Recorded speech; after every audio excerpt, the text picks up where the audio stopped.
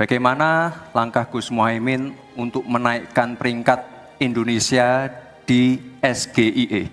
Terima kasih. SGIE. Cukup Bapak? Bapak Gibran cukup? Cukup. Baik, silakan.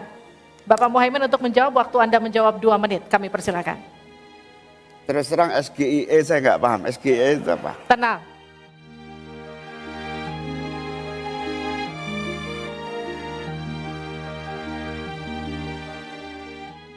Ibu Kota Nusantara atau IKN menjadi salah satu topik panas yang dibahas dalam debat Cawapres Perdana Jumat 22 Desember 2023. Muhaimin Iskandar atau Caimin, Gibran Rakabuming Raka dan Mahfud MD saling berbalas pernyataan terkait dengan pembangunan IKN.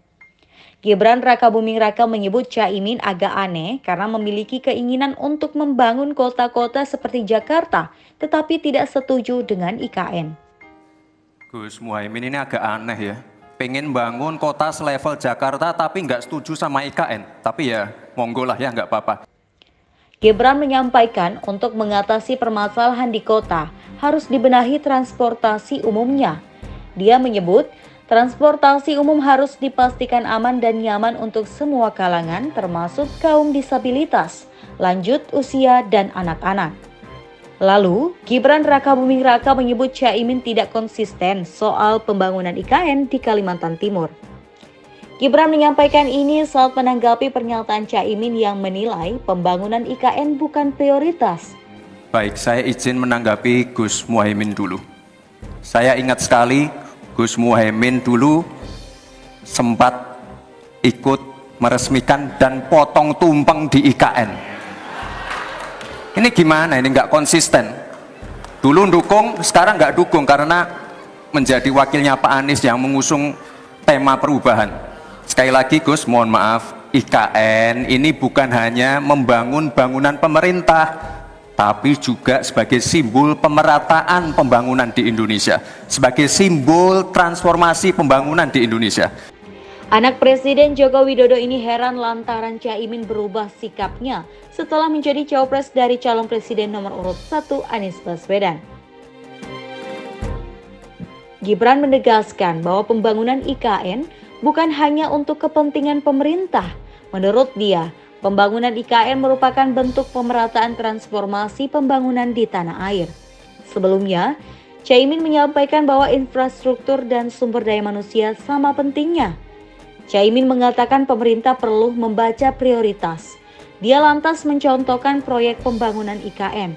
Menurut dia, anggaran yang digelontorkan IKN bisa digunakan untuk membenahi infrastruktur jalan serta membangun semua sekolah di Kalimantan. Seluruh proyek-proyek besar yang ambisius, ini IKN sebagai salah satu contoh saja, itu kalau hanya mengandalkan APBN hampir 500 triliun. Padahal 1% saja dari 400 sekian triliun itu untuk bangun jalan seluruh Kalimantan beres, membangun seluruh kota-kota di Kalimantan beres.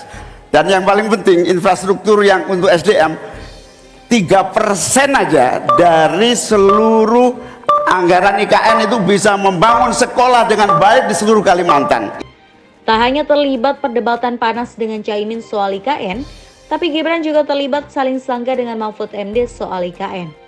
Gibran Rakabuming Raka menjawab pertanyaan dari Mahfud MD soal apakah ada investor yang sudah masuk ke IKN.